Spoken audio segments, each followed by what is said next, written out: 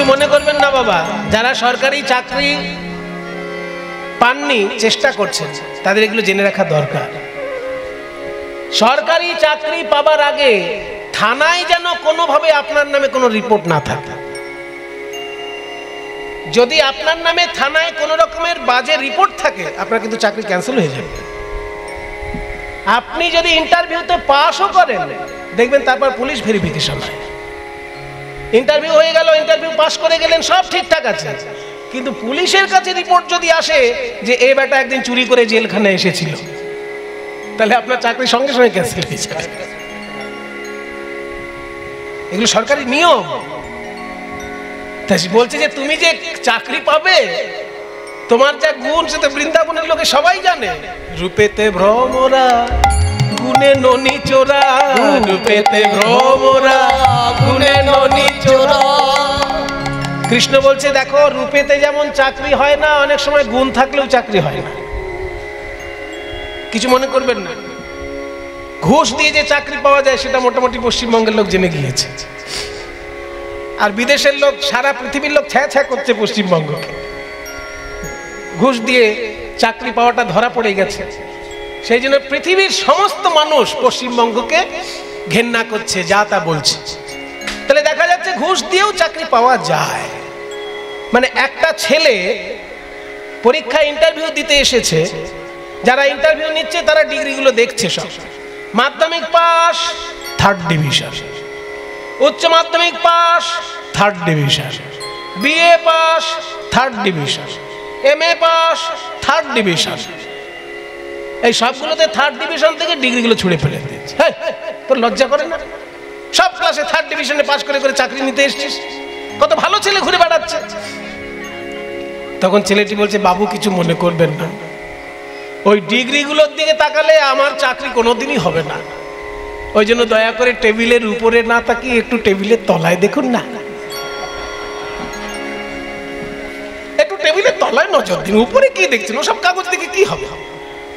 তো টেবিলের তলায় যেই দেখেছে, দেখছে মোটা মোটা বান্ডিল, তাহলে হবে না তার চাকরি। ইংরেজিতে একটা কথা আছে, মর্নিং শোজ দ্য ডে, তাই তো? মানে সকালটা দেখলে বোঝা যায় দিনটা কেমন যাবে। Morning shows the day. তা আজকে বেরোতে গিয়েই আমি বুঝতে পেরেছি আমার দিনটা কেমন যাবে। আমি মনে মনে ভাবছি, পথে কি কোনো বিপদ হবে, পথে কি কোনো বিপদ হবে, পথে কি কোনো বিপদ হবে। আর সেই সময় কোথায় ছিল এক টিকটিকি, সে বলে উঠল, ঠিক ঠিক ঠিক, মানে হবে। আমি তবু ভাবলাম যে বিপদে গোবিন্দ স্মরণ করে যদি বেরোতে পারি। আছে না বিপদে, ওই যে বলছে সংকটে গোবিন্দকে দুঃস্বপ্নে সর গোবিন্দম সংকটে মধুসূদনম। তো ভাবছে যে আমি সংকটে মধুসূদনের নাম নিয়ে যাই যদি, ও বাবা, মাথায় ঠকাস করে গুঁতো লাগলো এক জায়গায়। তার মানে বারবার বাধা আজকে পেয়েছি, বুঝতে পেরেছি পথে কিছু একটা বিপদ আছে। ওড়নি পড়েছে ভুয়ে, কারণ কি? রাধারানীর গা থেকে ওড়না খুলে পড়ে যাওয়াটা সহজ ব্যাপার নয়। কুলধর্ম কাকে বলে সেটা রাধারানী মনে প্রাণে জানেন। সেই জন্য রাধারানীর গা থেকে ওড়না খুলে পড়ে যাওয়াটা মানে আত্মসমর্পণ,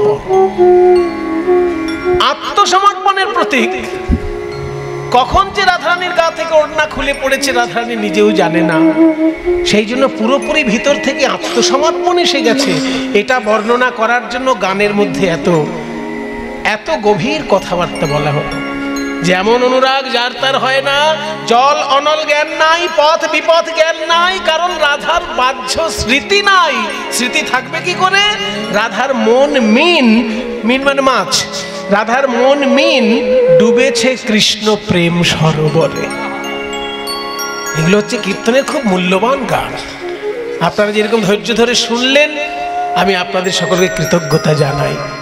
সবাই আমার প্রণাম গ্রহণ করুন, কারণ এই মূল্যবান গান শোনার মতন শ্রোতা এখনকার দিনে ক্রমশ কমে আসছে। আমার খুব ভালো লাগলো আপনারা ধৈর্য ধরে শুনলেন। এই যে আপনারা কষ্ট করে এমন কীর্তনের আসর সুন্দর করে তৈরি করেছেন, এখানকার ভক্তবৃন্দ আপনাদের কাছে যাচ্ছে ভিক্ষার আঁচল নিয়ে। যে যেমন পারবেন প্রাণ ভরে গোবিন্দ সেবার জন্য দান করবেন। কারণ এই যে কীর্তন গান পৃথিবীর মধ্যে ভগবানের বড় কৃপার সম্পদ এই কীর্তন গান।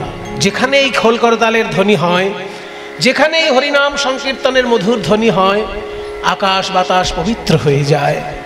আপনাদের সকলের সহযোগিতায় এই বড় বড় অনুষ্ঠান চারিদিকে হচ্ছে।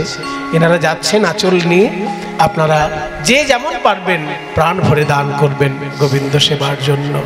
উঠোনি পড়েছে ভুঁয়ে, ঘাম চুয়াইছে মুয়ে, উঠোনি পড়েছে ভুঁয়ে, ঘাম চুয়াইছে মুয়ে, দুটি আঁখি করে ছল ছল রে, দুটি আঁখি করে ছল ছল রে। হিয়ায় প্রবাল মাল হে মুকুটি শোভে ভালো, হিয়ায় প্রবাল মাল হে মুকুটি শোভে ভালো। চাঁদ মুখ করে ঝলমল রে, চাঁদ মুখ করে ঝলমল রে। এইভাবে পথে যেতে কহে কথা কানু বড় সঙ্গ, পথে যেতে কহে কথা কানু বড় সঙ্গ। প্রেমে অঙ্গ ঢর ঢর পুলকিত অঙ্গ, ওই রসে অঙ্গ ঢর ঢর পুলকিত অঙ্গ। হঠাৎ রাধারানী দেখতে পেলেন সর্বনাশ, এই রাস্তার মাঝে দেখছি কালো মেঘ। ও বুড়িমা, কালো মেঘ থাকে আকাশে, কিন্তু সামনে দেখো কদম গাছ তলায় কালো মেঘ জমাট হয়েছে। উমা বিদ্যুৎ চমক দিচ্ছে। হোর কি দেখি গো বড়াই, হোর মানে ওই, ওই কি দেখি গো, সেটা ওই না বলে হোর বলা হচ্ছে। হোর কি দেখি গো বড়াই কদমের তলে, হোর কি দেখি গো বড়াই কদমের তলে,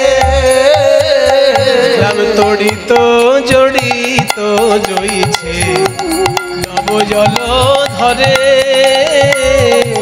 জড়িত জড়িত জইছে নব জল ধরে। দেখো কেমন কদম তলায় মেঘ জমেছে, কদম তলায় মেঘ জমেছে, আবার তাই বিজুরি চমক দিছে। কেমন কদম তলায় মেঘ জমেছে, তাই বিজুরি চমক দিচ্ছে। কদম তলায় মেঘ জমেছে। বুঝতে পারলেন তো? মানে কদম তলায় গোবিন্দ দাঁড়িয়ে আছে, রাধারানী দেখছেন যেন কালো মেঘ, আর ঝলমল করছে হলুদ ধুতিটা, রাধারানী মনে করছে বিদ্যুৎ চমকাচ্ছে। তখন বুড়িমা বলছে, ও রাধে, মেঘ আছে বিদ্যুৎও আছে, কিন্তু বৃষ্টি যখন হচ্ছে না ভয় কি? মেঘ থাক বিদ্যুৎ থাক, বৃষ্টি তো হচ্ছে না। তখন রাধারানী বলছে, বুড়িমা গো, তোমার বয়স হয়েছে তাই বোধহয় ভালো করে দেখতে পাও না। ওই দেখো মেঘের উদয় কদম তলায়, তার সঙ্গে বিদ্যুৎ ঝলক দিচ্ছে, কিন্তু সেই মেঘের বৃষ্টি কোথায় জানো?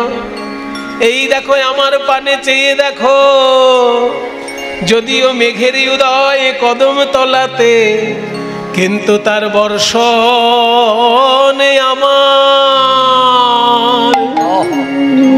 আমার নয়ন পথে মাগো বর্ষণ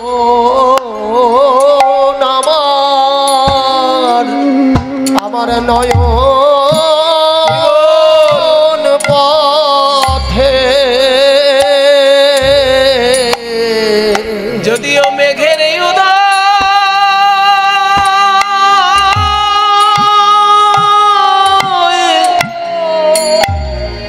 ওই কদম তলাতে,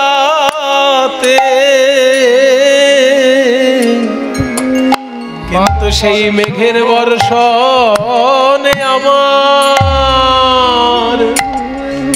নয়ন পথে। ওই মেঘের উদয়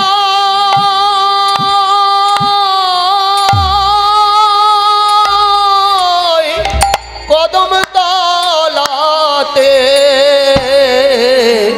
মাগো বর্ষণ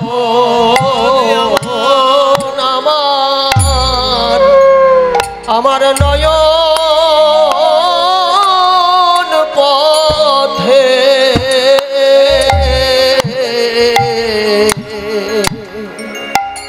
ভাগ্যবান পদকর্তা এক পাশে দাঁড়িয়ে বলছেন, ওগো রাধে, তুমি যা বলেছ ঠিকই বলেছ। এই কৃষ্ণ মেঘের বৈশিষ্ট্য কেমন জানো? এই মেঘ যেখানেই উদয় হয় সেখানে বৃষ্টি হয় না। এই মেঘের অপরূপ স্বভাব কহিতে নারী, যেথা মেঘ সেথা না বয় বাড়ি। ভক্তের হৃদয় আকাশে উদয় করি, আর নয়নের পথে বহয় বাড়ি। ওই কৃষ্ণ মেঘ উদয় হয় ভক্তের হৃদয় আকাশে, আর তার বর্ষণ হয় নয়নের পথে। রাধারানী বলছে, আমার হেন মনে হয় বিজুরি হয়ে আমি যেন জড়ায়ে থাকি ওই মেঘের গায়ে। পদকর্তা জ্ঞানদাস বলছে, তুমি না কহ আন, যে কহিলা ধ্বনি সেই সে প্রমাণ। এ মেঘ যেমন তেমন মেঘ নয়। এ মেঘ কেমন মেঘ জানো? এ মেঘ সেই মেঘ বটে হে, সেই মেঘ বটে হে, যে মেঘ ত্রিভুবন প্লাবন করে, সেই মেঘ বটে হে। ওই ত্রিভুবন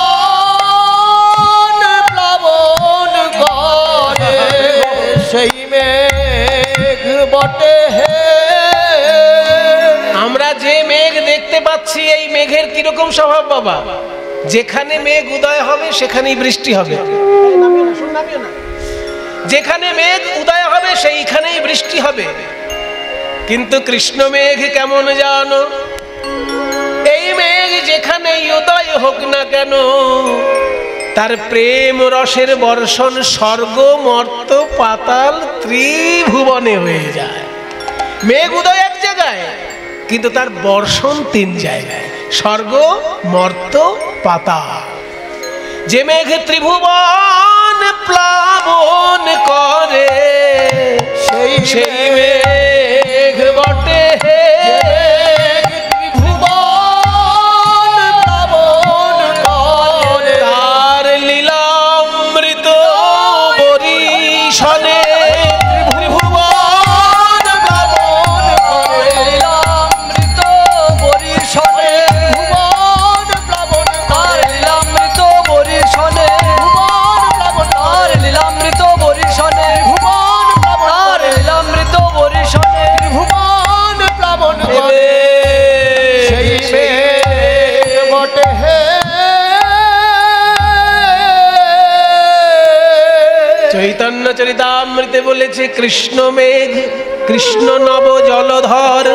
আস্তে, কৃষ্ণ নব জলধর, নতুন ধরনের মেঘ। এ মেঘ কখনো আকাশে দেখা যাবে না, হৃদয় আকাশে দেখা যেতে পারে। কৃষ্ণ নব জলধর, জগত শস্যই উপর, বরি ক্ষয়ে লীলামৃত ধার। বরিক্ষয়ে লীলামৃত ধার। আকাশের মেঘে যখন বৃষ্টি হয় জলটা কেমন? ও মায়েরা, বৃষ্টিতে তো ভিজেছেন অনেক। মেঘের জল কেমন হয় সবাই জানে। মেঘের জলে কি হয়? একটা উপকার অন্তত মানুষের হয়, কি বলুন তো? ঘামাচি পড়ে, তাই না? এবার গাছপালার কি উপকার হয়, মাছের কি উপকার হয়, সেগুলো আমি বলবো না। মানুষের কি উপকার হয়? মানুষ যদি গায়ে ঘামাচি থাকে কারো, সে যদি মেঘের বৃষ্টির জলে ভিজতে পারে, দেখবেন ঘামাচি মরে যায়। কিন্তু কেন মরে সেটা আবার বিজ্ঞানীরা উত্তর দেবে, সাধারণ লোক উত্তর দিতে পারবে না। বিজ্ঞানীরা উত্তর দিয়ে বলেছে যে মেঘের জলে থাকে অ্যাসিড। এই যে ধুলোকণা বায়ুতে উড়তে উড়তে মেঘের সঙ্গে মিশে যায়, এই কলকারখানার ধুলোকণা, এগুলো তো ভালো জিনিস নয়। এগুলো যখন বায়ুর সঙ্গে উড়তে উড়তে মেঘেতে মিশে যায় তখন মেঘের মধ্যে অ্যাসিড তৈরি হয়ে যায়। ওই জন্য বৃষ্টি যখন হয় ওই বৃষ্টির জলের মধ্যে অ্যাসিড মেশানো থাকে, ওই জন্য ঘামাচি মরে যায়। আমরা সাধারণ মানুষ এসব জানিই না, বিজ্ঞানীরা এগুলো আবিষ্কার করে বলেছেন যে মেঘের বৃষ্টির জলে ঘামাচি মরার কারণ হচ্ছে বৃষ্টি জলে অ্যাসিড থাকে। কিন্তু কৃষ্ণ যদি কালো মেঘ হয় আর সেখান থেকে যদি লীলারূপী অমৃতের বৃষ্টি হয়, সেখানে কি থাকবে? অ্যাসিডের কোনো নামগন্ধ থাকবে? সেখানে শুধু অমৃত আর অমৃত। কৃষ্ণ যদি কালো মেঘ, তাহলে তার রূপ বলুন, তার নাম বলুন, তার লীলা বলুন, সবটাই অমৃত। তাই বরি ক্ষয়ে লীলামৃত সেই জন্যই এখনে বলছে এ মেঘ সেই মেঘ বটে হে, যে মেঘ ত্রিভুবন প্লাবন করে লীলামৃত বরিশনে। কথা বলতে বলতে একদম এসে গেছে দানির কাছে। আজকে কৃষ্ণর কি রূপ জানেন? রাস্তার মাঝখানে কৃষ্ণ দাঁড়িয়েছে সুবল সখাকে সঙ্গে নিয়ে, মানে মাঝখানে একটা বিরাট বড় মাটির কলসি রাস্তার মাঝখানে, আর সেই মাটির কলসিটাকে ফুলের মালা দিয়ে সুন্দর করে সাজিয়েছে, আর মাটির কলসিটার গায়ে বড় বড় করে লিখে দিয়েছে দান ঘট। দান ঘট মানে যার কাছ থেকে যা কর আদায় করা হবে ওই মাটির কলসিতে জমা করা হবে, কংস রাজার বাড়িতে পৌঁছে দেওয়া হবে। আজকে কর আদায় করে কৃষ্ণ সেই কর কংস রাজার বাড়িতে পৌঁছে দিয়ে আসবে, এই দায়িত্ব নিয়েছে আজকের জন্য। তাই রাস্তার মাঝখানে দান ঘট বলে লিখে রেখেছে, রহ রহ রহ বলিয়ে পথ আগুলিল গিয়ে, রহ রহ রহ বলি পথ আগুলিল গিয়ে, রহ রহ রহ বলি পথ আগুলিল গিয়া। দান দাও বলি পাতে হাত, দান দাও, দান দাও বলি পাতে হাত, দান দাও, দান দাও বলি পাতে হাত, দান দাও, দান দাও বলি পাতে হাত, দান দাও। এ দ্বিজ মাধবের বাণী কে তোমায় করিল দানি, এ দ্বিজ মাধবের বাণী কে তোমায় করিল দানি। ললিতা ঢুলায় নিজ মাত, ললিতা ঢুলায় নিজ মা, ললিতা ঢুলায় নিজ মা। যাও জানি না মানি না হে, যাও জানি না মানি, যাও যাও জানি না মানি, যাও যাও জানি না মানি না হে। কে তোমায় করিল দানি, যাও জানি না মানি না হে, কে তোমায় করিল দানি, যাও জানি না মানি না। আহা ললিতা ঢুলায় নিজ মা। বলো বলো ওই না বেশে ইন্দ্রভাস্তাল। কৃষ্ণ এবার প্রশ্ন করছে, এই মাথায় দধি দুগ্ধের পসরা নিয়ে এত সেজে গুজে কোথায় যাচ্ছ? হ্যাঁ, বিক্রি করতে বেরিয়েছো রাস্তায় আর সারা গায়ে গয়না? ও মায়েরা, মনে করুন কেউ ফুচকা বিক্রি করছে, এবার ফুচকা বিক্রি করছে কিন্তু তার গায়েতে যেসব সোনার গয়না পরা আছে প্রায় 1 কেজি, তাহলে দেখে সন্দেহ হবে না? 1 কেজি সোনা, গ্রাম গ্রাম নয়, কেজিতে হিসেবে, ভরি টরি নয়, একদম কেজিতে পৌঁছে গেছে। তাহলে 1 কেজি সোনার গয়না যার গায়ে পরার ক্ষমতা আছে সে ফুচকা বিক্রি করবে? হ্যাঁ, তো দধি দুগ্ধ বিক্রি করতে চলেছো, দধি দুগ্ধ বিক্রি করবে, পোশাক আশাক একেবারে সাধারণ গোয়ালিনীর মতন থাকবে, খুব যেন একটা কাঁধে মাথায় একটা গামছা থাকতে পারে, গামছার বেড়ির উপরে রেখে দেবে, কিন্তু এত গয়না টাকা পয়সা পেলে কোত্থেকে? আজকে আমি হিসেব নেব, কর চাইবো আজকে। বলো বলো ওই না বেশে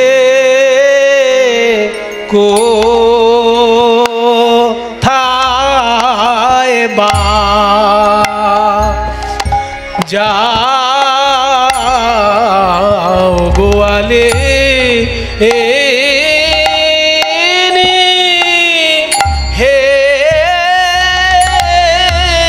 বলো কোথায় তোমার ঘর, বলো বলো ওই না বেশে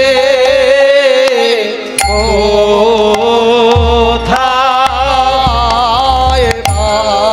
ইন্দ্রভাস্তাল, যাও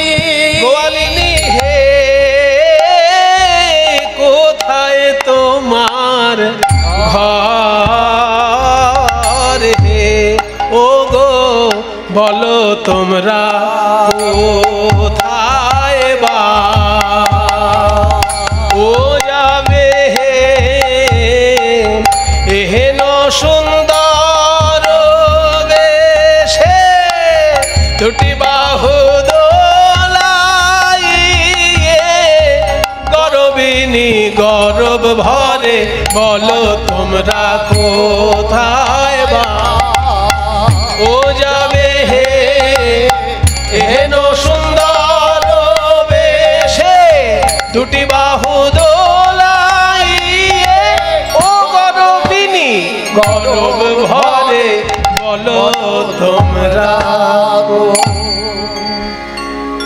কোথায় যাও হে গোয়ালিনী, কোথায় তোমার ঘর? কিসেরও পসরা, দাসীর পসরা মাথার উপর। এই মাথায় এত পসরা কিসের? বাড়ি কোথায় তোমাদের? কোথায় যাচ্ছ?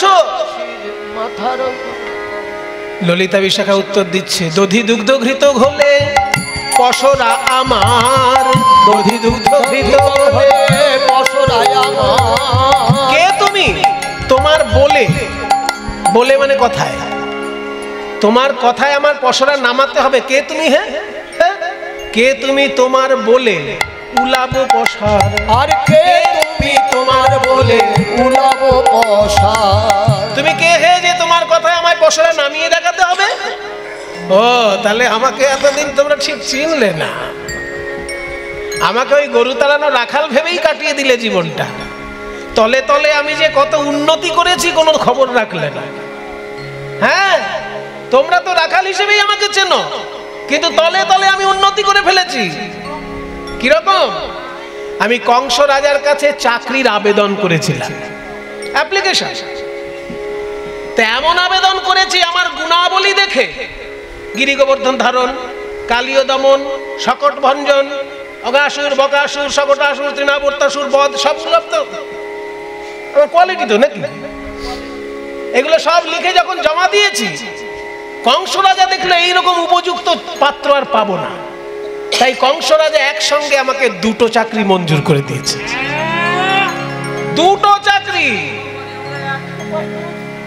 লোকে বলে সরকারি চাকরি একটা পাওয়াই কঠিন, এবার একসঙ্গে দুটো সরকারি চাকরি পেয়েছে। মানে কংস রাজার দরবার মানে সব গভর্নমেন্ট, তাই না? গভর্নমেন্ট সার্ভিস, কংস রাজা বলে কথা। গভর্নমেন্ট সার্ভিস খুব রেয়ার ব্যাপার।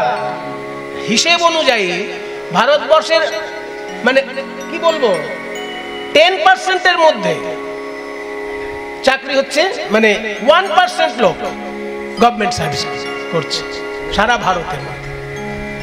তাহলে 100 জনের মধ্যে যদি একজন চাকরি পায়, কত কঠিন একটা ব্যাপার।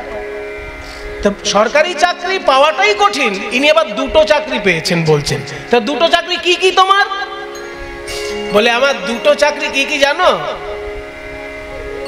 বলবো দুটো চাকরি। কংস রাজা বলেছে বৃন্দাবনের লোকেরা যেখানে যেখানে পয়সা ফাঁকি দেয় সেইখানে সেইখানে তোমায় চাকরি দিলাম। মানে ফাঁকি যেন দিতে না পারে। বৃন্দাবনের লোকেরা দু জায়গায় পয়সা ফাঁকি দেয়।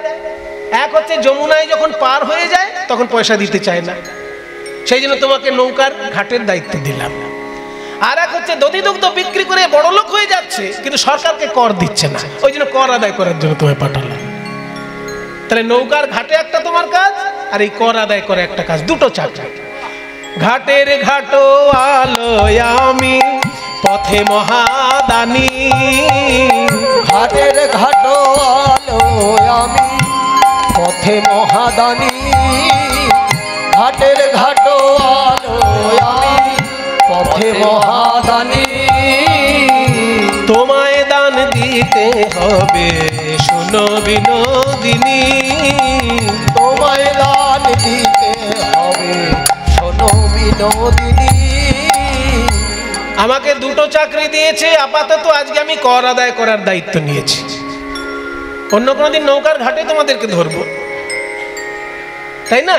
কিন্তু আজকে আমি ধরবো কর আদায় করার জন্য। বলো কত বছর ধরে সরকারকে ফাঁকি দিচ্ছ, আর আমার হাতে কর দাও, আমি কংস রাজাকে পৌঁছে দেব। তখন রাধারানী বলছেন ওই দানি দেখি। মনে করুন চেনা লোক যদি অচেনা অফিসার হয়ে আসে তখন একটা গায়ে কেমন লাগে না? যে সারা জীবন যাকে আমরা গরুর রাখাল মনে করেছি সে আজকে কংস রাজার প্রতিনিধি।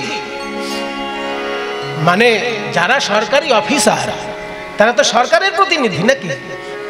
সরকার তো আর আপনাকে ডাইরেক্ট ফোন করে বলবে না, মমতা ব্যানার্জি ফোন করে বলবে আপনাকে ট্যাক্স দিন, না নরেন্দ্র মোদী ফোন করে বলবে ট্যাক্স দিন। কিন্তু ইনকাম ট্যাক্স অফিস থেকে ফোন করে বলতে পারে যে আমরা প্রমাণ পেয়েছি, আপনি আমাদেরকে ট্যাক্স মিটিয়ে দিন। ট্যাক্স দেননি আপনি, ট্যাক্স দেন। তাহলে সরকারি অফিসার যারা, তারাই সরকারের প্রতিনিধি, তারা আপনাকে জানাতে পারে। তো যে ছেলেটা সারা জীবন গরু চড়িয়েছে আমাদের চোখের সামনে, সেই কৃষ্ণ আজকে কংস রাজার প্রতিনিধি হয়ে আমাদের কাছে পয়সা চাইছে, এ তো মানে এখন গা কেঁপে যাচ্ছে ভয়ে। ওই দানি আড়তাল 20 মাত্রা। ওই দানি দেখি দানি দেখি কাঁপিছে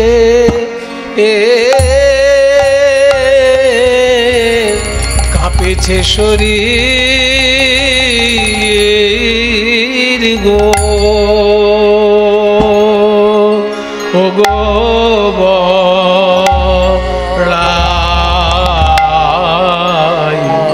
ওই ওই ওই দানি দেখি দানি দেখি কাঁপিছে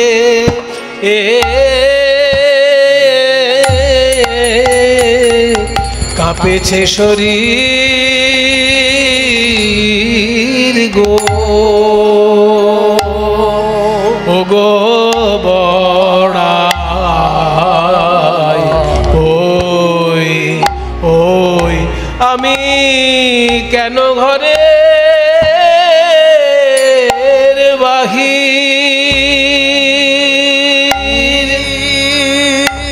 বাহির হলাম গো,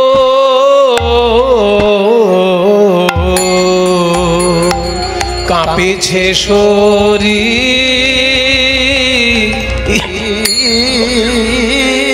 গো, আমি কেন ঘরে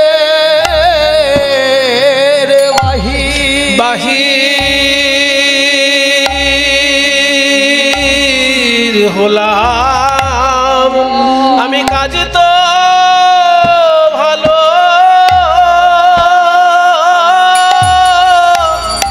কাজ তো ভালো না, ভালো করি না আমি কেন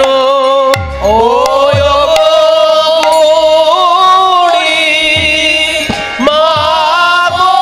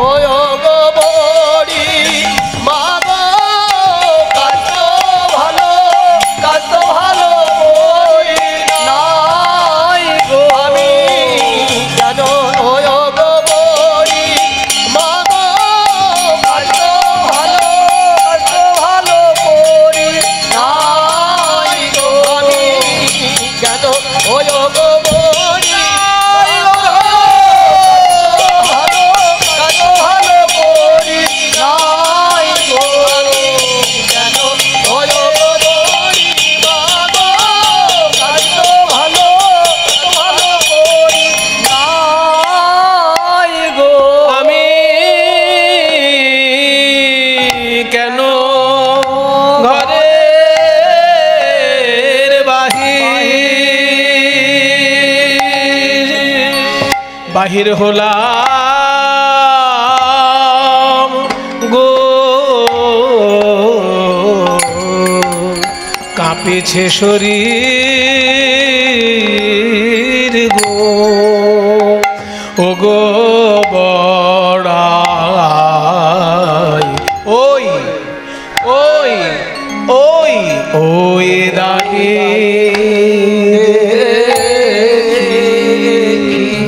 যদি জানিতাম আগে এ পথে কণ্টক আছে, যদি জানিতাম আগে এ পথে কণ্টক আছে, বলি তবে ঘরের না হইতাম বাহির গো, আমি তবে ঘরের না হইতাম বাহির গো। বুঝলেন, ইংরাজিতে একটা কথা আছে, সকালটা দেখলেই বোঝা যায় দিনটা কেমন যাবে, তাই না? কি মাস্টারমশাই? ওই যে কিবোর্ড বাজাচ্ছে উনিও মাস্টারমশাই। ঘর হইতে বাহির আইতে ও চাল ওঠে কিলো মাথে, ঘর হইতে বাহির আইতে ও চাল ওঠে কিলো মাথে। আমি ননদিনীর হাঁচি মানলাম না, টিকটিকির ডাক জেঠি মানলাম না, হাঁচি জেঠি না গো নিলাম বাধা গো, হাঁচি জেঠি না গো নিলাম বাধা গো। যেমন হরিণী পলাইয়া যাইতে ঠেকিল ব্যাধের হাতে,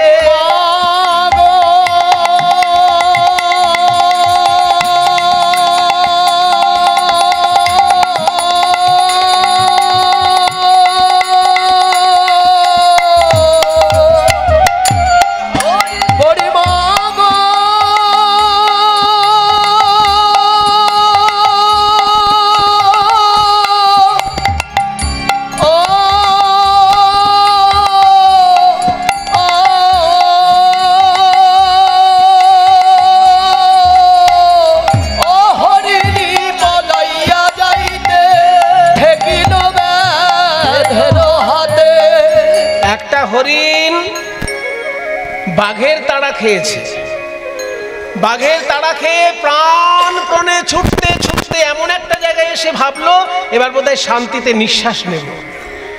চোখ বন্ধ করে নিঃশ্বাস নিতে গেছে, যেই চোখ খুলেছে দেখে সামনে একজন ব্যাধ তীর ধনুক প্রস্তুত করে দাঁড়িয়ে আছে।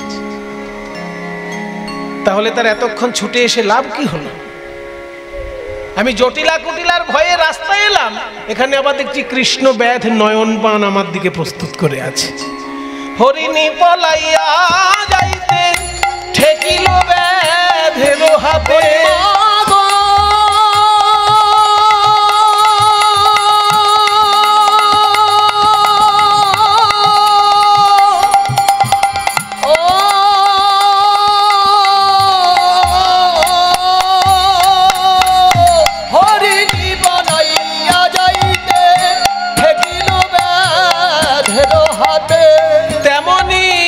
ঠেকিয়া গেল রাধা গো, তেমনি ঠেকিয়া গরিমা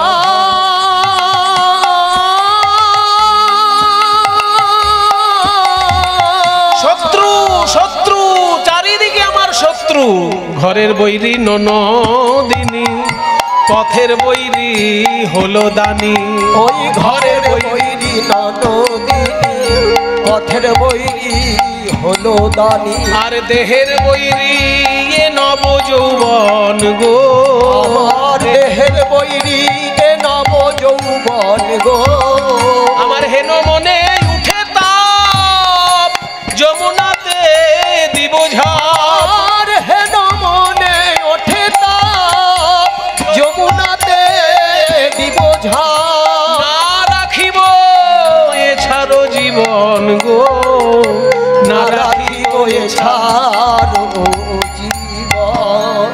ললিতা বলছে অত দুঃখ কেন করছিস? আমরা তো আছি তোর সঙ্গে, নাকি আমরা মরে গেছি? তুই পিছনে আয়, আমরা কথা বলবোই দানির সঙ্গে, দেখি কত বড় চাকরি পেয়েছে। চাকরির সময় ইন্টারভিউ দিয়েছে কিনা জানি না, আমরা ইন্টারভিউ নেব। কি বল? এ কেলে ছোড়া কেলে ছোড়া সবাইকে বোকা বানাতে পারবে, এই বৃন্দাবনের গোপীকে পারবে না। চাকরিতে কেউ ওকে ইন্টারভিউ নিয়েছে কিনা আমরা জানি না, বসে আছে, কিন্তু আমরা আজকে নেব ইন্টারভিউ। বলো, হ্যাঁ দেহে নন্দের সুত, বলো কে তোমায় করিল মহাদানী, বলো হে কে তোমায় করিল মহাদানী, নন্দের সুত কে তোমায় করিল মহাদানী। দণ্ডে কাছো নানা কাছো না ছাড়ো রমণীর পাছো, দণ্ডে কাছো নানা কাছো না ছাড়ো রমণীর পাছো, ও কানাই হে। বাংলা জানলেই কিন্তু বৈষ্ণব পদাবলী জানা যাবে না। এই যে কথাগুলো বলছি, এগুলো কি চট করে মানে করা সম্ভব যদি না জানা যায়? বলছে দণ্ডে কাছো নানা কাছো, এখানে দুবার কাচ বললাম, মানেটা কি? বাবা জানলার কাচ ভেবে যদি বসে থাকেন কেউ, সবগুলি গোল্লাই যায়। এখানে কাচ মানে জানলার কাচ নয়, এখানে কাচ মানে বেশভূষা। তুমি সকালবেলা একরকম বেশভূষা পরছো, বিকেলবেলা একরকম বেশভূষা পরছো, দুপুরে একরকম বেশভূষা পরছো, বারবার জামা কাপড় পাল্টানো যাদের অভ্যাস, তারা ভালো চাকরি পায় কখনো? জামা কাপড়ে যাদের বেশি মন, পড়াশোনায় মন নেই, তারা চাকরি পাবে? সকালে এক পোশাক, দুপুরে এক পোশাক, বিকেলে এক পোশাক, রাত্রে এক পোশাক, শুধু দিনরাত পোশাক পাল্টে বেড়াচ্ছ তুমি, আর তুমি পাবে চাকরি? সোজা পেয়েছো চাকরি, তবে সরকারি। দণ্ডে কাছো নানা কাছো না ছাড়ো রমণীর পাছো, আরো খারাপ কথা, বলে না ছাড়ো রমণীর পাছো। মেয়েদের পেছনে ঘুরঘুর ঘুরঘুর করা যাদের অভ্যাস, তারা চাকরি পাবে? পড়াশোনায় মন দিতে হয়, রাত জেগে পড়তে হয়। IAS অফিসার যারা আছে তাদের জিজ্ঞেস করবেন কত কঠিন পড়াশোনা তারা করেছে। আপনাদের ডিএম আছে না? ডিএম সব জেলায় একজন করে ডিএম আছে, ডিস্ট্রিক্ট ম্যাজিস্ট্রেট। ডিএম সাহেবদের যে কত কঠিন পড়াশোনা করতে হয়, তাদের শুধু জিজ্ঞাসা করবেন যে আপনি কি পড়াশোনাটা কেমন করেছিলেন একটু বলুন। সে যদি বলা শুরু করে না, 1 মাস শেষ হবে না, এত কঠিন পড়াশোনা ডিএমদের। মন্ত্রী হতে গেলে পড়াশোনা খুব একটা লাগে না, পড়াশোনা করলেও মন্ত্রী হওয়া যায়, পড়াশোনা না করলেও মন্ত্রী হওয়া যায়, কিন্তু পড়াশোনা না করলে কখনো ডিএম হওয়া যায় না, ডিএসপি হওয়া যায় না। ডিএম ডিএসপি হতে গেলে পড়াশোনা করে আসতে হয়, ওগুলো ভোটে যেতে হয় না। ভোটে জিতে মন্ত্রী হওয়া যায়, কিন্তু ডিএম হওয়া যায় না। বড় অফিসার হতে গেলে পড়াশোনা করতে হয়। আর যারা মেয়েদের পেছনে ঘুরঘুর ঘুরঘুর ঘুরঘুর ঘুরঘুর ঘুরঘুর ঘুরঘুর করা অভ্যাস, তারা পাবে চাকরি? দণ্ডে কাছো নানা কাছো না ছাড়ো রমণীর পাছো, ও কানাই হে।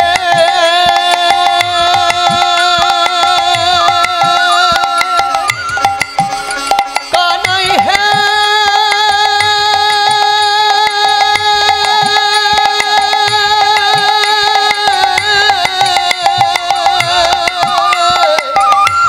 ও কানাই হে। তুমি দণ্ডে কাছো নানা কাছো না ছাড়ো রমণীর পাছো। আর যাদের মাথা ভালো নয়, তারা অন্তত বুদ্ধিমান মানুষের কথা শুনলেও চাকরি পেতে পারে। কি বলে? বুদ্ধিমান মানুষের কথা শুনে যদি জীবনে এগোয়, সে একদিন চাকরি পেয়ে যেতে পারে। তুমি তো কথাও শোনো না কারণ। বুঝাইলে না বুঝো হিতবাণী হে কানাই, বুঝাইলে না বুঝো হিতবাণী হে কানাই, বুঝাইলে না বুঝো হিতবাণী, কানাই কে তোমায় করিল মহাদানী, হে নন্দের সুত কে তোমায় করিল। একটা কথা শুনবে, গরু চড়াচ্ছ, গরুই চড়াও, চাকরির কথা ভেবো না। রাখালো বর্বর জাতি, রাখালো বর্বর জাতি, ধেনু রাখো দিবারাতি, রাখালো বর্বর জাতি, ধেনু রাখো দিবারাতি। মহিষ গোধন বৎস লইয়া, মহিষ ধন বৎস লইয়া। আমাদের মতো বড় ঘরের মেয়েদের সঙ্গে হিহি করো না, পরে বিপদে পড়বে। কুলবতী শনে হাসো ইথে নাহি লাজ বাসো, কুলবতী শনে হাসো ইথে নাহি লাজ বাসো। এখনি কংসেরে দিব কইয়া হে কানাই, এখনি কংসেরে দিব কইয়া হে কানাই। কেউ যদি সরকারি অফিসার সেজে কোনো কাজ করে, আর যদি একবার সরকার জানতে পারে যে সরকারি অফিসার নয় কিন্তু অফিসার সেজে লোকের থেকে পয়সা আদায় করেছে, তাহলে একটা পুলিশের মার আর মাটিতে পড়বে? হ্যাঁ, এই যে তুমি আজকে কংসের মানে রাজকর্মচারী সেজেছো, যদি আমরা কংসকে বলে দিই তাহলে অবস্থাটা তোমার কি হবে? এখনি কংসেরে দিব কইয়া হে কানাই, এখনি কংসেরে দিব কইয়া হে, বলো কে তোমায় করিল মহারাজ, হে দেহে নন্দের হে তোমায় করিল মহারাজ। বলো কোন গুণে বিধি তোমায় দানি করেছে, তোমায় দানি করেছে, তোমায় দানি করেছে, বলো কোন গুণে বিধি তোমায়। দানি তুমি রূপেতে ভ্রমরা গুণে ননি চোরা, রূপেতে ভ্রমরা গুণে ননি চোরা, ধনেতে ধবলি বসতি গাছে, রূপেতে ভ্রমরা গুণে ননি চোরা, ধনেতে ধবলি বসতি গাছে। দাঁড়াও দাঁড়াও, চাকরি পেয়েছো এইসব গল্প বোকা লোকেদের কাছে বলবে। গরু তোরা চড়াতে চড়াতে কেউ যদি ট্যাক্সের অফিসার হয়ে যায়, তাহলে ওই টোটো চালাতে চালাতে এরোপ্লেন চালক হয়ে যাবে। কি বাবা, তাই না? গরু চড়াতে চড়াতে কেউ যদি ইনকাম ট্যাক্সের অফিসার হয়, তাহলে যে টোটো চালাচ্ছে সেও দেখবেন এরোপ্লেন চালাচ্ছে। হয় কখনো? শিখতে হয়, শিখতে হয়। শোনো, তোমাকে যা দেখতে, তোমাকে দেখেই তো চাকরি ক্যান্সেল হয়ে যাবে। তোমার ছবিতে দেখেছো, আয়নায় মুখ দেখেছো কখনো? রূপেতে ভ্রমরা, কিছু মনে করবেন না বাবা। কেউ যদি ফর্সা হয়, তাকে যদি কেউ বলে তুমি কি ফর্সা গো, তো খুব আনন্দ হয়, শুনে খুব আনন্দ হয়। আর কেউ যদি কালো হয়, তাকে যদি কেউ বলে তুমি কি কালো গো, তো ভালো লাগবে। আজ গোপীগণ নিজেরা ফর্সা তো, আর কৃষ্ণকে বলছে যে আয়নায় মুখ দেখেছো কখনো, চাকরি পাবে। দেখবে বড় বড় অফিসারদেরকে দেখতে কত সুন্দর, দেখলেই ভক্তি হয়, এত সুন্দর দেখতে, উত্তম কুমারের মতো। রূপেতে ভ্রমরা, তোমাদের দেখলেই চাকরি ক্যান্সেল হয়ে যাবে। কৃষ্ণ বলছে দেখো এসব বর্ণবিদ্বেষ ছড়িও না, বর্ণবিদ্বেষ, তাই না? একে বর্ণবিদ্বেষ বলে। কালোদেরকে যারা অবজ্ঞা করে না, এটা খুব মারাত্মক অপরাধ। কিন্তু আমাদের দেশে কি হচ্ছে না হচ্ছে জানি না, বিদেশে গিয়ে কখনো কালোদেরকে অসম্মান করবেন না, তাহলে সঙ্গে সঙ্গে জেলখানায় ভরে দেবে। একে বলে বর্ণবিদ্বেষ, খুব খারাপ জিনিস, বড় অপরাধ। কালোকে কালো বলাটা যদি অসম্মানজনক হয় তাহলে খুবই খারাপ, তাকে জেলে ভরে দিতে পারে। হ্যাঁ, যদি ইয়ার্কি করে বলতে পারেন সেটা আলাদা কথা, কিন্তু যদি তাকে অসম্মান করার জন্য কালো বলছেন, জেলে যেতে হতে পারে। বর্ণবিদ্বেষ ছড়াবে না, কালোকে কালো বলবো না, ঠিক আছে, কালোর জন্য না হয় বাদ দিলাম, তাহলে কি জন্য চাকরি পায়? গুণের জন্য। গুণ তোমার কি আছে? তোমার যা গুণ বৃন্দাবনের ঘরে ঘরে সবাই জানে। রূপেতে ভ্রমরা গুণে ননি চোরা,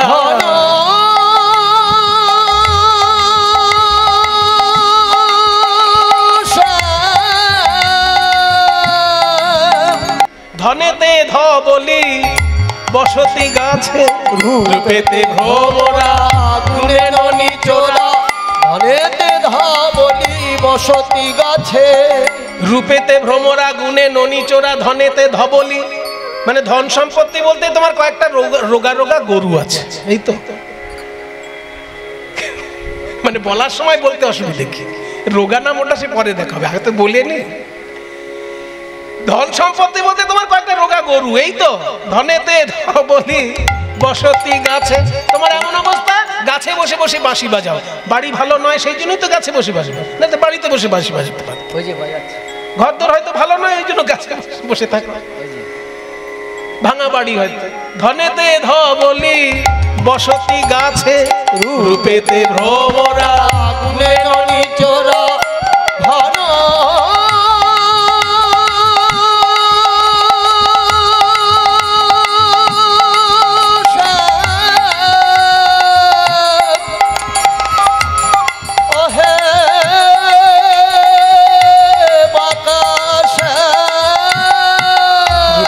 ভ্রমরা নিচরা ধনেতে ধবলি বসতি গাছে। আর তোমার যা মুখের ছিরি, যিনি পোড়া কাষ্ঠ বরণ উৎকৃষ্ট, যিনি পোড়া কাষ্ঠ বরণ উৎকৃষ্ট। বচন কেমন সুমিষ্ট জানাই আছে, বচন কত সুমিষ্ট জানাই আছে। বল কোন গুণে বিধি তোমার দামি করেছে, বল কোন গুণে বিধি তোমায় দামি করেছে। এতক্ষণ কৃষ্ণ যা শুনছিলেন সব ঠিকই ছিল, কিন্তু এই কালো বলাতে কৃষ্ণের খুব কষ্ট হচ্ছে, একদম মাথাটা নিচু হয়ে গেছে। দেখো তোমরা এত সুন্দর দেখতে বলে আমাকে কালো বলছো, কালো বেশি বলো না, কালো ছাড়া এই পৃথিবীটাই চলবে না।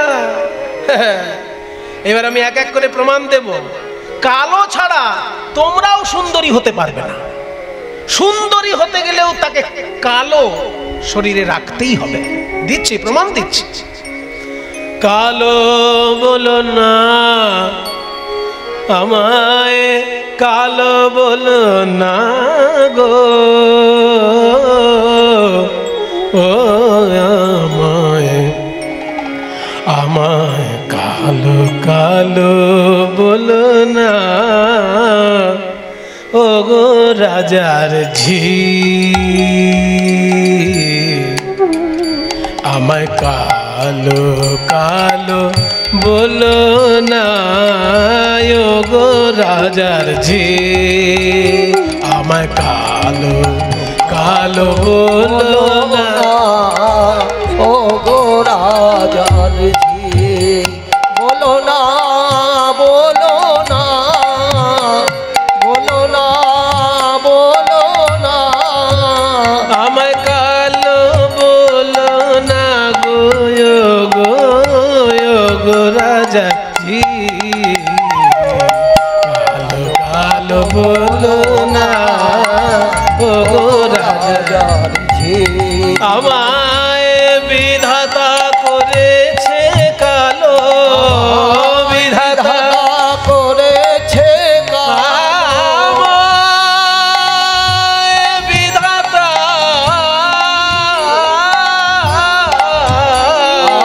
আমায় বিধাতা করেছে কালো। আমি করব কি করব কি করব কি, কালো কালো বলো না, ও গো রাজা জি, কালো কালো বলো না, ও গো রাজার ঝি। তোমরা প্রতিদিন যমুনা থেকে জল আনো আর সেই জল খেয়েই বেঁচে থাকো। যমুনার রং কি? নীল যমুনা। আরে নীল তো কালোরই কাছাকাছি। কালো সে যমুনার জল সর্বলোকে খায়, কালো মেঘে বৃষ্টি হলে পৃথিবী জুড়ায়। কালো সে যমুনার জল সর্বলোকে খায়, কালো মেঘে বৃষ্টি হলে পৃথিবী জুড়ায়। আর একটা কথা বলি, তুমি এত সুন্দরী কেন জানো? তোমার চুলগুলো কালো তাই। এবার চুলগুলো যদি সব সাদা হতো তোমাকে মানাতো? হ্যাঁ, কালো তোমার মাথার কেশ, নয়নের তারা, কালো তোমার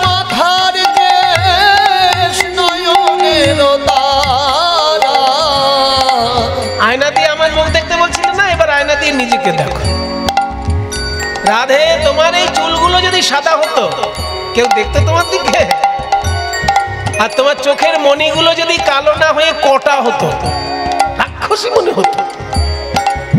কালো তোমার মাথার কেশ, নয়নের তারা, কালো তোমার মাথার কেশ, নয়নের তারা। তোমার গায়ের রং ফর্সা তো, তাই নীল শাড়ি পরলে তোমাকে সব থেকে বেশি মানায়। আর নীল তো কালোরই কাছাকাছি। নীল শাড়ি পরে যাও, নীল শাড়ি পরে যাও, নীল শাড়ি পরে যাও। প্রিয়া বাহুনারা বাহুনারা বাহুনারা, কালো বলো না ও গো রাজার ঝে, কালো বলো না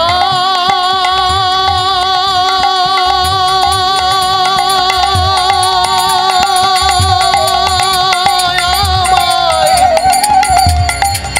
কালো বলো না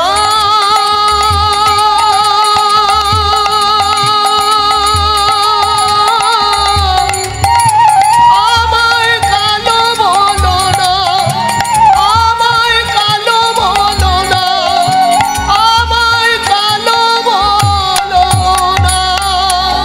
কথা বলতে বলতে একদম কাছে চলে এসে এই বোধহয় ছুঁয়ে দিল, এই বোধহয় ছুঁয়ে দিল।